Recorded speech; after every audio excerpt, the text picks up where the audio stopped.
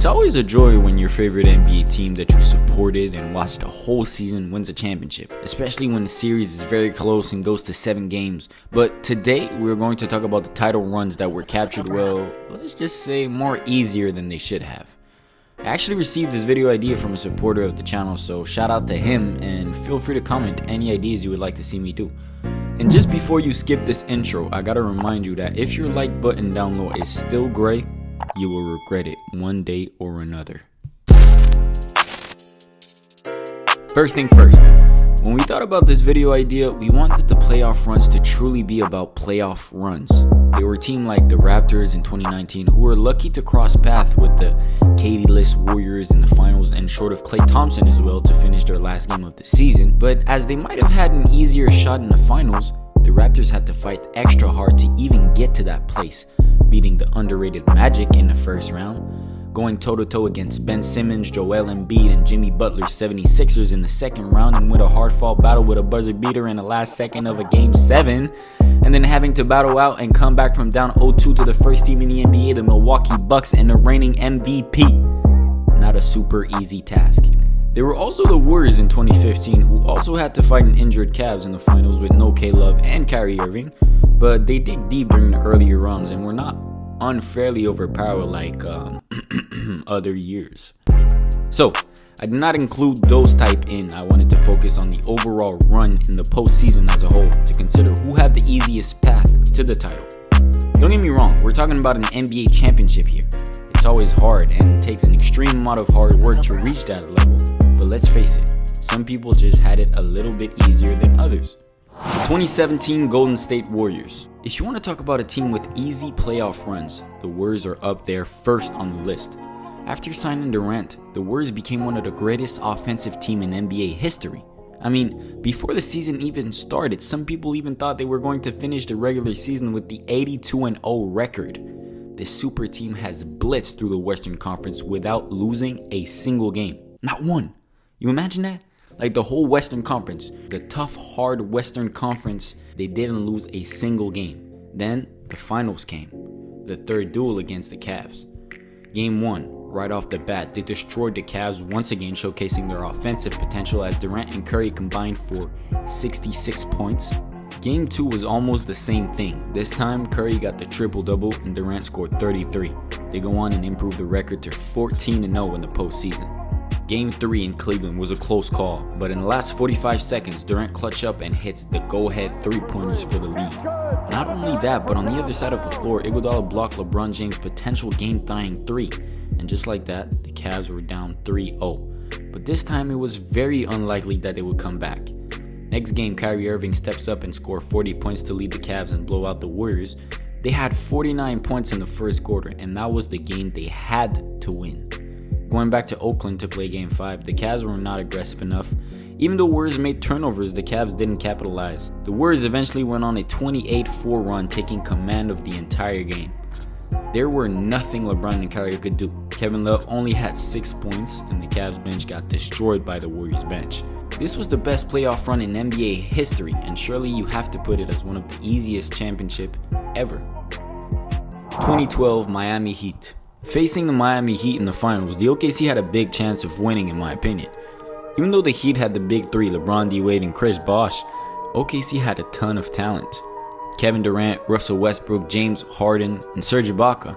I mean, who wouldn't expect them to do well in the finals? Especially after they swept the previous champions Dallas Maverick, beat Kobe Lakers 4-1, as well as the first-seeded San Antonio Spurs 4-2. So far, it was an amazing season for them, but now they have to prove just how good they were in NBA's biggest stage.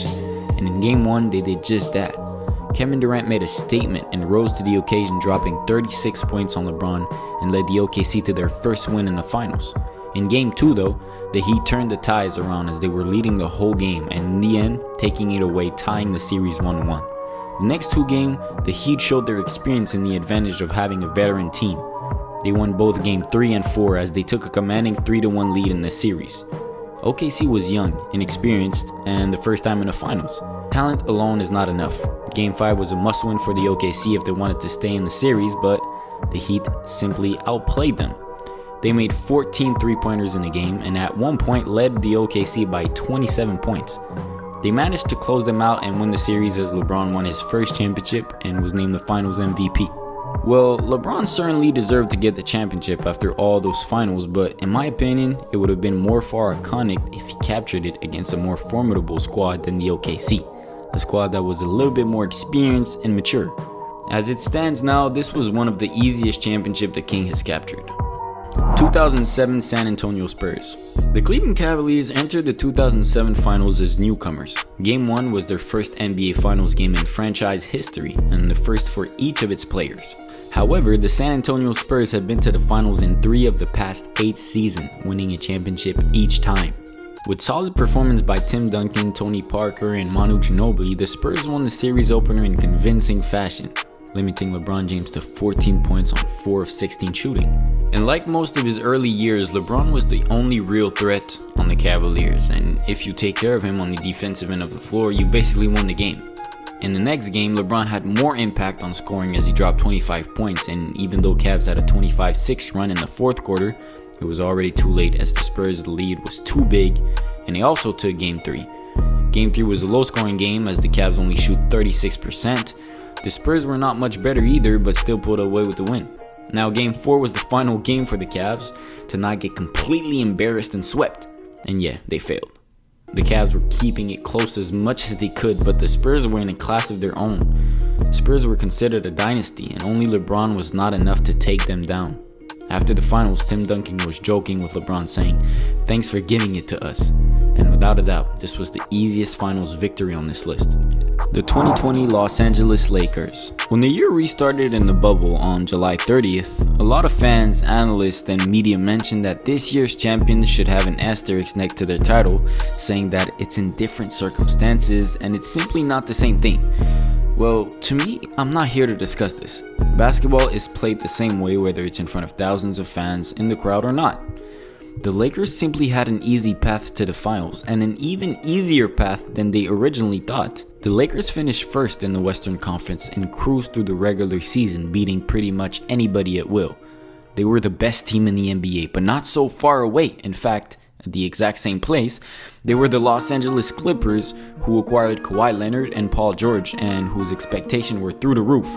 It was supposed to be Clippers versus Lakers in the Western Conference Finals from the beginning, and let me tell you, a lot more people picked the Clippers than you might think. Now, both teams in LA made the playoff, obviously finishing 1 and 2. The Lakers were to face the Blazers in the first round, who barely squeezed an entry to the playoff with some heroic performance from Damian Lillard in the bubble. But obviously they were no match to the Lakers as they got destroyed in 5 easy games. Then they went on to face the Rockets, who barely beat the Thunders as well with the quote-unquote old CP3 in 7 games.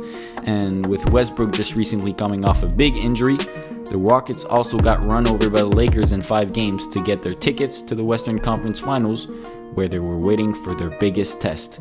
Well, yeah, you already know that. The Clippers completely choked the 3-1 lead to the Nuggets and got blasted in Game 7 by the motivated Jamal Murray. What a time to be alive. The only real threat the Lakers had in the playoffs, well, it was done. Over. Just like this. The Nuggets, who were coming off 2 consecutive 3-1 lead comeback to the earlier rounds, were completely gassed out. The Lakers didn't have to do too much as they once again obliterated the Nuggets in 5 games. Wow. That is tough. Don't get me wrong, Butler's Heat were not to play with, but even there, they were simply overpowered by the strength and depth of the Lakers. On top of that, Bam Adebayo, their all-star center, had to miss the first couple of games with a left arm injury, and their starting point guard, Goran Dragic, also had to risk his body doing everything he could to come back from a left foot injury in the finals, but only being able to come back gingerly in the last game of the series. Don't get me wrong, the Lakers are the champions without a doubt, but you can't argue with me that they didn't have a pretty easy run to the title. In my opinion, this is probably the easiest title run LeBron had to go through in his already legendary career. But don't hesitate to tell us your thought. Do you agree with me? Make sure to comment down below, and I hope you have a wonderful rest of your day. Peace out.